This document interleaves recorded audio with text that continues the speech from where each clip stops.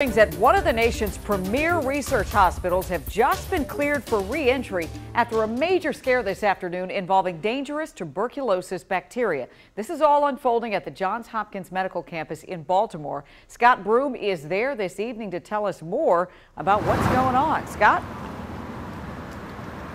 Pretty dramatic incident in a region that is surrounded by research institutions like this. You know, you got NIH, Fort Detrick, all of these places. Here's what happened here at Hopkins up in Baltimore at about 12:30 this afternoon. Somebody was transporting a glass container with live and dangerous tuberculosis bacteria when that container broke, prompting the evacuation of 2 buildings.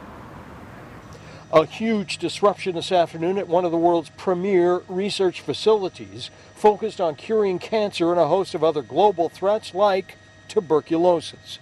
At about 12:30 this afternoon, a frozen sample of live tuberculosis was being moved from one building to another across a climate-controlled bridge that linked the 2 buildings when a container was broken, prompting a full hazardous materials and biohazard response from Baltimore's first responders. 2 buildings evacuated, the air conditioning system shut down to prevent the spread of any threat through the ventilation system.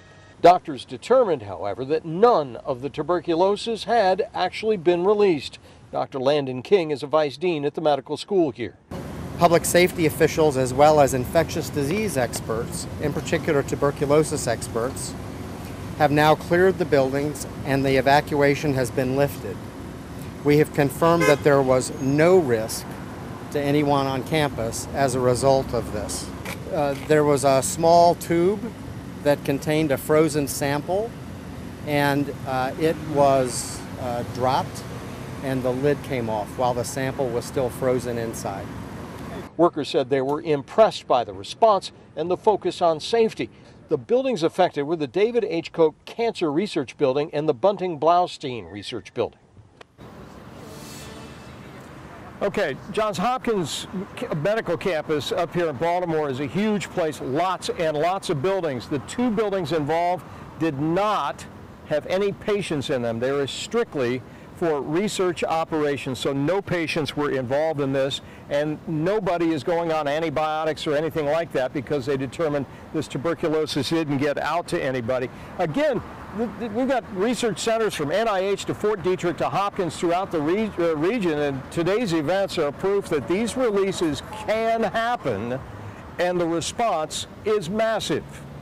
Live in Baltimore, Scott Broom, WUSA 9. At least there's a little bit of good news that came out of this, Scott. Thank you. Let's dig a little deeper on tuberculosis. According to the Mayo Clinic, it is spread by bacteria or caused by bacteria that spreads from person to person through tiny droplets released into the air. Now, there are 2 types of TB. The active kind spreads and makes people sick, and it can happen in the first few weeks of infection or even years later.